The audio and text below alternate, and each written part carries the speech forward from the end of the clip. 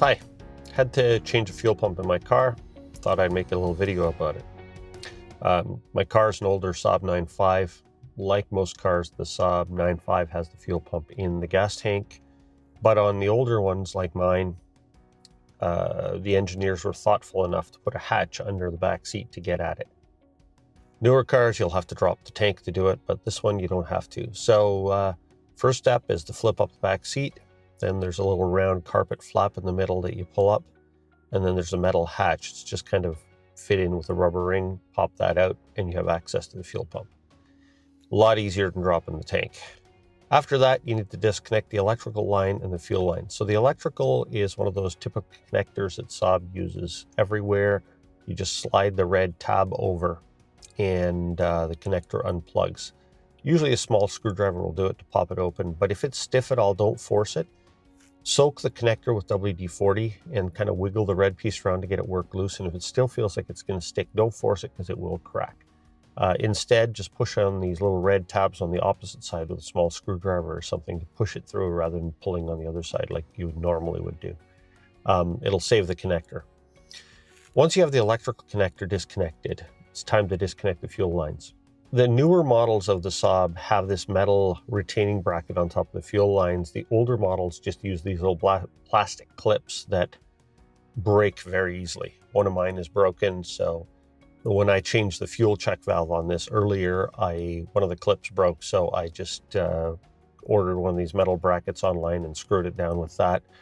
And the bracket for the newer cars fits the old ones just fine. Get the bracket out of the way if you have it. If not, just carefully pull back on these tabs, but don't pull back the clips any farther than you need to because they will break easily. And then slowly wiggle and pull the fittings, check valves out. They have a double O-ring in them, so they're really hard to get out sometimes, but they come straight up. Just kind of wiggle them back and forth and then pull straight up. Try not to break them because you will need those. Sometimes squirting a little WD-40 helps the O-rings slide out better too. Once you have both of the fuel lines disconnected, I like to tie them back with a zip tie or something to get them out of my way. The next thing is this retaining ring. Now, I have this tool that I welded up out of some scrap pieces of metal angle. I saw online some guy had used a chunk of plastic pipe that he fit in here and just cut notches to fit these plastic tabs. Any way you do it, you will need to figure out or fabricate some kind of tool to turn it. Just hammering on it with a hammer or a screwdriver or something is just going to crack the plastic, and you need this ring. Anyway, once you get the ring unscrewed, the fuel pump assembly should just lift out. It's a bit tricky to fit it out of the hole, so what you want to do is lift up on the side that's opposite to where the fuel sender rod goes down. You'll see what I mean when you get it out, and kind of tilt it a little bit and get one side up first, and then it will pop out of the hole. Otherwise, it looks like it's too big for the hole. When you're lifting it out, make sure you have a bucket nearby because a lot of gas will spill out. More you have in the tank, more gas will spill all over the place because this plastic tub comes up with it that's full of gas. Once you get it out of there, drain and pour all the fuel out of the fuel pump assembly into your bucket, and then proceed to take it apart. Now, this plastic tub on the bottom comes off with just these 4 tabs. Just be careful popping it off. And the next thing is to disconnect this little line just to make it easier to work on. And it just rotates slightly clockwise looking at it from the outside. It just has this little locking tab that goes over a bump on the container, and then it turns a partial turn to the right to allow these little pieces to come out through the slot in the tub, and then you can unplug that. The next thing is to disconnect the fuel pump. So my fuel pump came with an assortment of little hoses for different applications. Find one that will fit. As long as you have a hose to replace it with, I would cut the plastic line off there carefully.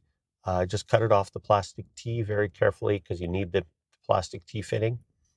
Disconnect the wires, pull the fuel pump out. Everything is just kind of pressed in with rubber fittings and O-rings.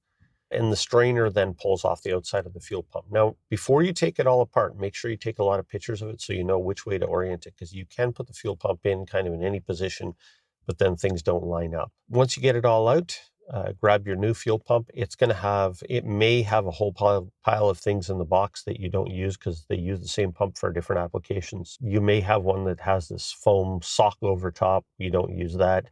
It's got different hoses and electrical connectors. Just make it look like the original, and don't use the rest of the parts. When you're putting it back together, make sure you have everything nice and clean. Slide it all back together, refer to the pictures you took taking it apart, replace the hose if you have it, make sure it's proper hose that's designed for immersion in gas, not just fuel line that's supposed to be out in the air, because some fuel lines can fall apart when they're soaked in gas all the time. Put the thing in back together, a reverse order of taking it apart, snap it together carefully, and then drop it into the car. Make sure you get the orientation the same as you took it out, so the fuel float has room to move. Put the plastic ring back on, tighten it with whatever tool you made up or found or bought to do it with. Make sure you don't lose or misplace or dislocate the O-ring that's supposed to be in there. Reconnect the fuel lines carefully. Put the metal retainer bracket back on if you have it. Don't over tighten the screw, it's just screwing into plastic. Reconnect the electrical connector, and then put the access plate back on, flop your carpet down, fold the seat down, and your car should be good to go. Just make sure that you put in everything the way it was when you began taking it apart, and you should be good to go. Earlier in this video, I also mentioned that I changed the check valve. The little white fitting on the top is a fuel check valve that keeps the fuel from draining back into the gas tank when the car is shut off. If that starts to leak, the car can get hard to start in the mornings because the fuel pump has to fill the line up completely before it gets to the engine. Now, replacing those check valves is a bit of a pain because they're pressed into that hard plastic tubing. Now, what I did was I just carefully cut off only as much tubing as I needed, took the old check valve out, and then I pressed the new one in. Now, pressing it in is really hard to do just by hand. So I saw some advice online that I thought I'd give it a shot. So what you need is one of these, part of a pipe flaring tool, the part that clamps around the pipe. Just clamp that carefully around the plastic tubing just below where the end of the barb will go to in the new check valve. And then place the tool through the bottom of a open frame caulking gun like this. And then, holding it carefully straight, put the end of the new check valve in here. Make sure you've got it pointing in the right direction so that you're going to be able to get it into the fuel pump fitting again. And then use the caulking gun ram to slowly push it into the plastic tube. The idea is that you'll be able to get a lot more grip on the tube using the flaring tool fitting, and the caulking gun will be able to put nice, steady, straight pressure on it that's really hard to do by hand. Anyway, that worked for me. I thought I'd just throw this tip in as well if somebody's having to deal with that. Anyway, hope this is helpful. See you next time.